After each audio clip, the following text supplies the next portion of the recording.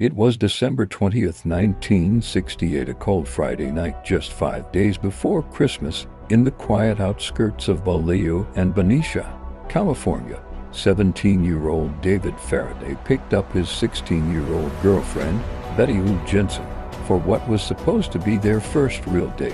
They told their parents they'd be home by 11.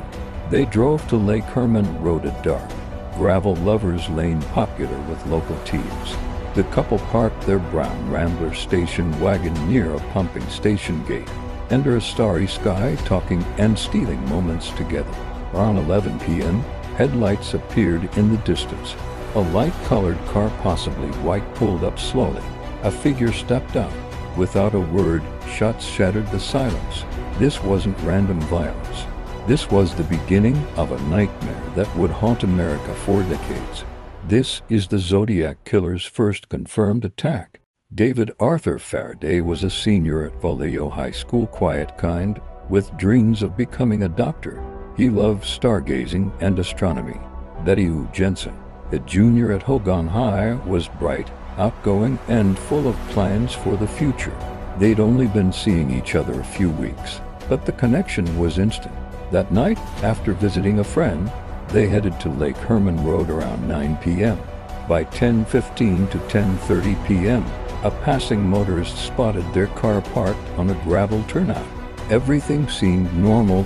At 11 p.m., another driver saw the Rambler, still their lights off, quiet. No one knew that within minutes, a killer would turn this peaceful spot into a crime scene that police would never fully solve. Between 11:05 and 11:10 p.m., the killer parked about 10 feet from the passenger side of the Rambler. He approached on foot, possibly with a flashlight taped to his pistol for aim. He fired several wild shots, two into the roof, one into the floor mat, missing at first David and Betty, who panicked. Betty managed to scramble out the passenger door and run northwest toward a nearby fence about 28 feet away. David tried to follow, crawling across the seats. The killer moved to the driver's side and fired point blank into David's head through the window. A single .22 caliber bullet struck his upper left ear, lodging in his jaw. Powder burns seared his skin. He collapsed backward near the front wheel. Betty kept running, desperate, terrified. The killer chased her, firing again and again. 6 more shots rang out. 5 found their mark in her back, clustered tightly across heart, lungs, spine, shoulder, and hip. She fell face down on the gravel, dead within moments. The entire attack lasted only 2 to 3 minutes.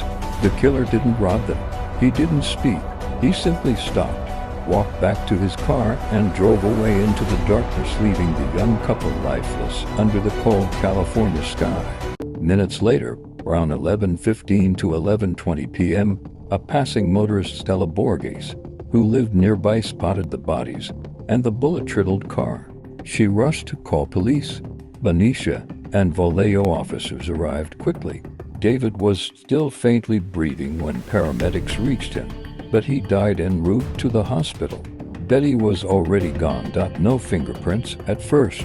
No shell casings recovered immediately. The weapon, a .22 caliber semi-automatic pistol, likely Winchester Super X ammo. No motive. No witnesses who saw the killer clearly. Just tire tracks from a light-colored car and the chilling realization this felt calculated, not random. Police were baffled. This wasn't a robbery or lover's quarrel. It felt like execution, cold and deliberate. The case went cold quickly. No solid leads. Hopes faded by summer 1969. Then, on July 4, 1969, Independence Day, another Lover's Lane attack in nearby Vallejo. Michael Mago and Darlene Farron were shot in Blue Rock Springs Park. Darlene died. Michael survived barely, describing a stocky white male with short hair. 40 minutes later, a man called Vallejo police from a payphone. "I want to report a double murder. If you will go 1 mile east on Columbus Parkway to the public park, you will find the kids in a brown car. They were shot with a 9mm Luger. I also killed those kids last year. Goodbye." The caller's voice was low, calm, almost bored. He hung up. Police traced the call to a nearby gas station phone, but he was gone. Then, on July 31, 1969, 3 Bay Area newspapers received identical letters. Each contained 1/3 of a cipher and a taunting confession. "I killed those kids last Christmas on Lake Herman Road, and the girl July 4th. I like killing people because it is so much fun. It is more fun than killing wild game in the forest." He signed with a crossed circle symbol, the Zodiac. He demanded the ciphers be printed on front pages, or he'd kill again that weekend. The papers complied. The Zodiac had just turned local murders into a national terror game. The Zodiac claimed dozens of victims over the years, up to 37 in his letters, but police could only confirm 5 murders and 2 survivals. Key evidence from Lake Herman Road point to .2 caliber bullets, tire tracks, no fingerprints initially. Later letters reference details only the killer would know, like ammunition brand and shot counts.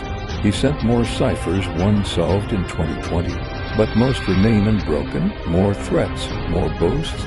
Suspects emerged darker. Allen had the strongest circumstantial links, but no charges ever stopped. DNA from stamps was partial, inconclusive. The Lake Herman Road murders weren't flashy like later attacks.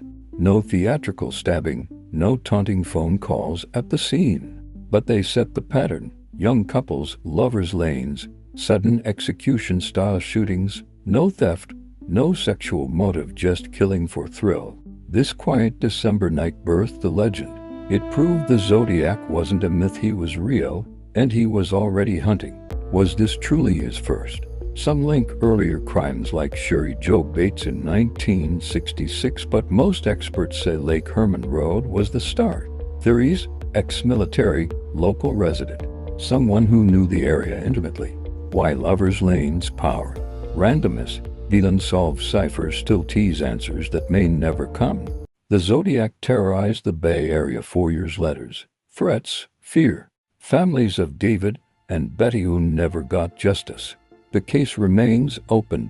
No arrest, no confession. Yet the story endures. Books, movies, endless amateur sleuths still hunting the truth.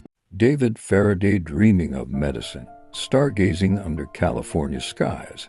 Betty Jensen full of life, future bright. They were kids on a date. They didn't deserve this. Remember them not just as victims, but as people whose lives were stolen too soon. In recent years, Vallejo police sent Zodiac DNA for advanced testing. Partial profiles exist, but no match yet. Genealogy and AI are helping cold cases crack, but the Zodiac's trail stays cold. The Zodiac may be dead. He may have stopped. Or he may still watch from the shadows. What started on Lake Herman Road ended many lives and left endless questions. The Zodiac case remains one of history's greatest unsolved mysteries. A killer who craved attention and got it. What do you think? Will we ever know his name? Share your theories in the comments.